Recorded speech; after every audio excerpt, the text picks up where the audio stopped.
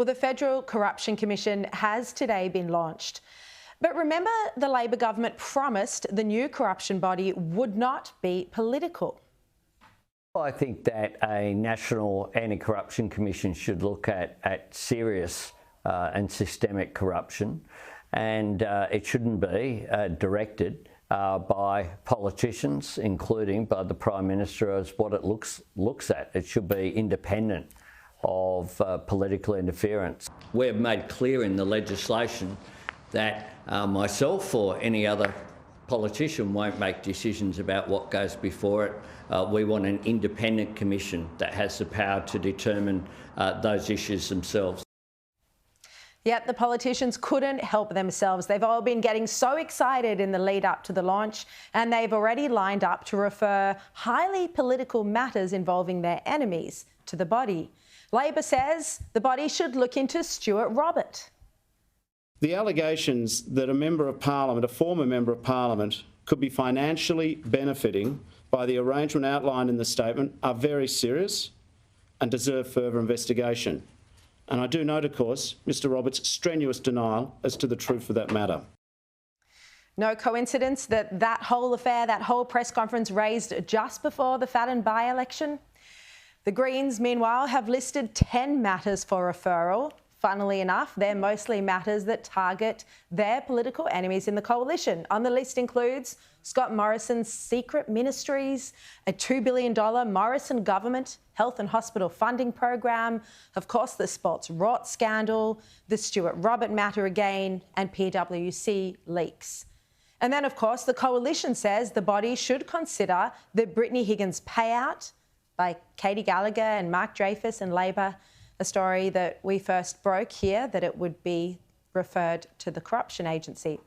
So despite the protests, it looks like this body is set to be a highly political get-square mechanism from all sides of politics.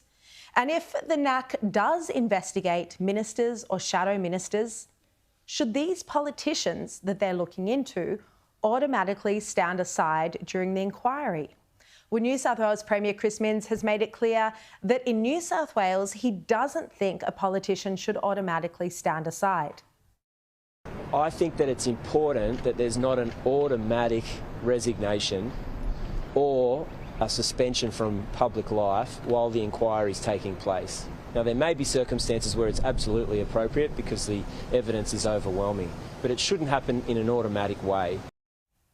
And I think he's right. ICAC has destroyed too many careers, ending the service of high-calibre public servants who at times later turn out to be completely innocent. But they paid the price simply for being investigated. But Chris Minns says this now, but it's interesting he didn't come out and encourage Gladys Berejiklian to stay on as Premier when she was being investigated by ICAC. And it certainly helped him politically that the watchdog took out his main opponent. In my view, ICAC would have been under pressure, or they might have been more inclined to make a finding against Berejiklian, because can you imagine the scrutiny and criticism that they would have come under for taking out a popular Premier during a pandemic when the state needed leadership if there was no adverse finding? But now with this new federal body, political parties need to think carefully about weaponising corruption agencies. Not only could it come back to bite them, but using a star chamber to deem someone guilty before they've even been investigated is the antithesis of our justice system. We've seen it in New South Wales, that ICAC has had unprecedented control over our democratic processes. It should be the people who decide who's the Premier, not a quasi-judicial body that more often than not gets it wrong. Well, let's hope this new national body operates in a fairer way. Corruption is essentially about the misuse of public power, position or property. Corruption diverts government resources, which means there is less available to provide the services and benefits those resources are intended to deliver.